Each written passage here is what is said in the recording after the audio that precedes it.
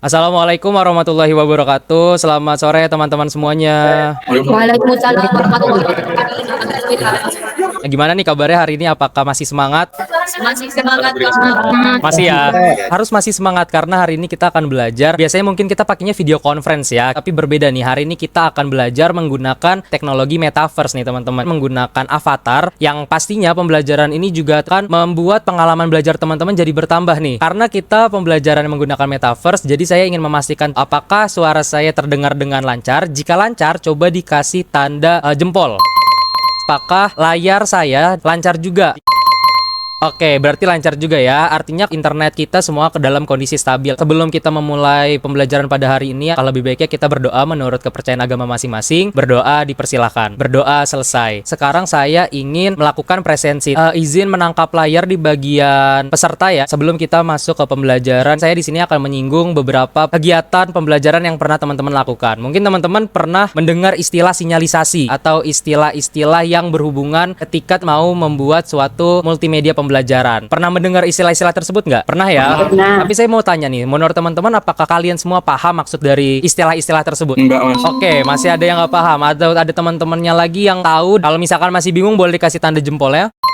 Rata-rata masih pada bingung. Nah, di sini saya izin share screen. Mungkin teman-teman pernah melihat sebuah papan iklan ketika berada di lampu merah. Teman-teman pernah berpikir mengapa harus menggunakan komponen-komponen yang ada pada papan iklan. Pernah ada yang berpikir seperti itu nggak? Saya pernah, Mas. Buat suatu media informasi, kita tuh membutuhkan prinsip-prinsip, apalagi dalam pembelajaran. Saya di sini akan memberikan dua contoh, yaitu ada dua contoh gambar. Menurut teman-teman, gambar mana yang lebih enak dipandang? Di sini saya akan mengirimkan link voting di grup WhatsApp. Oke, sudah ada 9, sudah ada 10, 12. Teman-teman yang lain boleh? Oke, bertambah terus, bertambah terus. Ada yang memilih gambar 1 dan ada yang memilih gambar 2. Saya mau bertanya dulu nih ke teman-teman yang memilih gambar 2. Halo Mas, Oke, coba menurutmu kenapa? di desanya asik kelihatan Oke. simpel terus enak gitu Mas. Oke, terima kasih Rifki. Nah, di sini ada yang memilih gambar nomor 1. Halo Mas, Coba jelaskan alasanmu. karena lebih nyata. Oke, lebih nyata. Makasih Diana. Sebenarnya dari kedua gambar ini yang lebih enak dipandang itu yang mana berdasarkan pandangan pribadi. Namun, yang perlu kita perhatikan adalah ketika kita membuat media khususnya untuk pembelajaran, kita tuh harus memperhatikan prinsip-prinsip. Prinsip-prinsip dengan istilah itulah yang disebut dengan prinsip multimedia pembelajaran Mayer. Kita tahu nih, pastinya untuk mendesain, entah itu gedung pencakar langit yang kokoh, itu dibutuhkan seorang arsitek bangunan. Sama halnya dengan untuk bisa menciptakan multimedia pembelajaran, itu dibutuhkan seorang teknolog pendidikan, yaitu kalian yang pastinya harus memahami prinsip multimedia pembelajaran. Tujuannya apa sih dengan kita mempelajarinya? Diharapkan nih teman-teman nanti bisa menganalisis minimal 8 prinsip dari 10 prinsip. Teman-teman diharapkan bisa mendesain. Jadi bukan hanya menguasai teori saja, tetapi juga bisa menciptakan. Teman-teman juga diajak untuk nanti bisa memberi argumen dari hasil presentasi temannya sesuai dengan hasil diskusi kelompok. Pembelajaran hari ini kita akan melakukan presentasi, diberikan kesempatan untuk bertanya. Oleh karena itu buat teman-teman yang mungkin nanti ada pertanyaan, bisa menggerakkan avatarnya ke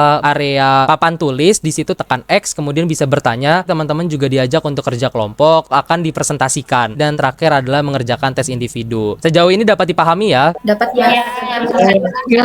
Nah, sekarang kita masuk ke materi. Apa sih prinsip-prinsip yang akan kita bahas? Karena kalau misalnya tidak ada gambaran, mungkin akan susah ya. Kita akan mempelajari tentang prinsip-prinsip ini satu persatu. Tapi sebelum kita mempelajari ini, tentu kita harus tahu dulu pengertian dari multimedia. Adakah teman-teman yang mau coba memberi pandangan terlebih dahulu? Mau izin jawab, Mas? Boleh. Kalau menurut pemahaman saya itu multimedia itu kan kata-kata multi dan media. Dan media. Itu sih Mas kalau pemahamanku. Bener banget nih Suryo. Jadi multimedia itu adalah kita bisa sebut sebagai media yang menggabungkan dua unsur atau lebih. Nah, contohnya di sini saya akan memberikan ilustrasi. Ada teks, foto, ada video. Apakah ini disebut dengan multimedia? Ada yang berani menjawab? Ayo teman-teman. Oke, sepertinya masih ada yang bingung ya. Jadi sehingga bisa disebut dengan multimedia. Ya, jika paham boleh diberikan tanda jempolnya. Kita sudah paham, kita bisa saja langsung nih masuk. Pertama adalah prinsip multimedia. Ada gambar dan ada kata-kata tentang alat melukis. Inilah yang disebut dengan prinsip multimedia. Ketika ada gambar disertai dengan kata ataupun sebaliknya. Jika paham boleh diberikan tanda jempol. Selanjutnya kita masuk ke prinsip kedekatan spasial. Ya, jadi saling berdekatan dan tidak berjauhan. Berbeda dengan yang pertama ini ya, karena berjauhan. Selanjutnya kita masuk ke prinsip yang ketiga, kedekatan temporal. Kita masuk ke prinsip koherensi. Selanjutnya kita masuk ke modalitas. Contoh yang ada di sebelah kanan memenuhi prinsip modalitas atau tidak? Memenuhi.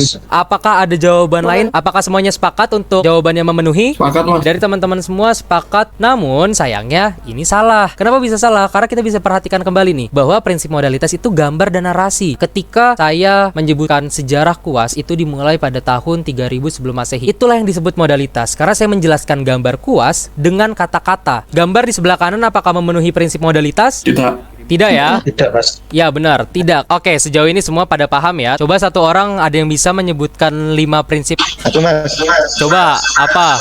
Tadi ada prinsip multimedia, prinsip kedekatan spasial, kedekatan temporal, prinsip koherensi, sama prinsip modalitas. Ya benar. Ayo tepuk tangan dong. Coba berikan emot tepuk tangan ke temannya.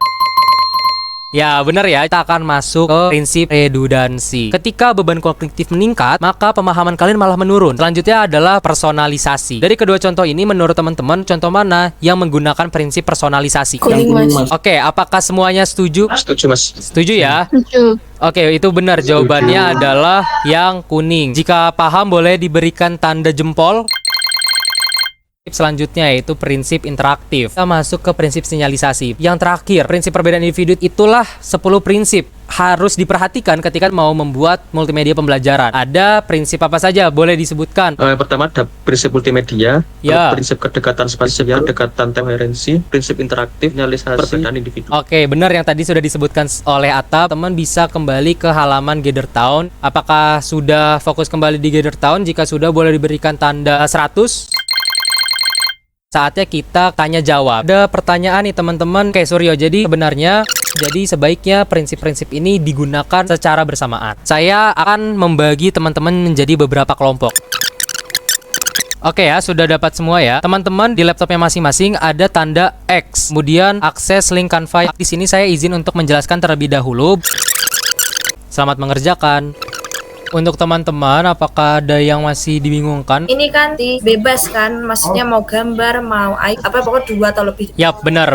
Jadi semua berkesinambungan. Oh, apa hal? Halo teman-teman dari kelompok 5, apakah paham tugasnya? Insya Allah mas. Halo, ini yang saya datangin kelompok 2 ya? Sudah berprogres mas. Oke, siap. Dulu kalau bisa tapi nggak ada batas minimal maksimal itu bisa kepake mending ajak lagi tuh minta top. Berarti cuma kalau pakai 1 nggak apa-apa? Ya nggak apa-apa. Boleh masuk lagi ke halaman Gather Town. Ya, jadi kelompok 4 temanya adalah Dora dan Luna. Terima kasih kelompok 4 atas presentasinya. Untuk teman-teman yang lain, apakah ada yang ingin memberi tanggapan? Sudah sesuai sama prinsip-prinsipnya mas. Sedikit narasi per hewan gitu menurut saya mas. Saya mau memberi tanggapan mas. Kan di pengertian itu yang mau saya tanggapi mas. Oke, karena sudah paham semua, sudah kerja kelompok, maka di sini saya akan mengirimkan link quizzes kepada teman-teman di kolom chat atau bisa memasukkan kode link yang saya berikan.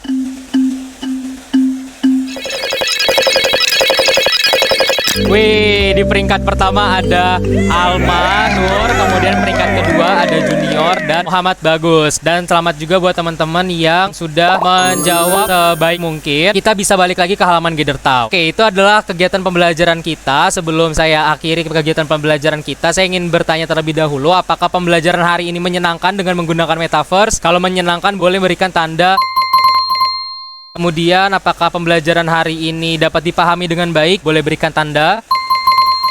Mungkin ada yang ingin membantu saya untuk memberi kesimpulan. Ya, tadi prinsip spasial, lalu kedekatan sinyalisasi, dan perbedaan individu. Ya benar ya, dan tadi saya juga lihat nih dari hasil ujian individualnya teman-teman juga ngejawabnya berusaha banget. Buat tadi yang sudah mengerjakan quizzes dan nilainya masih di bawah 50%, mungkin nanti bisa dikerjakan lagi bagi bagian dari remedial. Ingin saya sampaikan bahwa setelah pelajari hari ini, semoga teman-teman ketika nanti membuat multimedia pembelajaran bisa menerapkan prinsip-prinsip Mayer. Apalagi buat kalian sebagai calon teknolog pendidikan harus bisa memberikan media belajar memfasilitasi orang-orang belajar dengan efektif dan efisien. Tentunya juga menggunakan prinsip-prinsip Mayer ini ya. Nanti akan ada link penugasan akan saya kirimkan di kolom chat ya. Jika tidak ada pertanyaan dari teman-teman lainnya, saya ucapkan terima kasih banyak atas apa yang telah dilakukan dalam pembelajaran hari ini. Mohon maaf apabila ada salah kata. Wassalamualaikum warahmatullahi wabarakatuh. Terima kasih semuanya.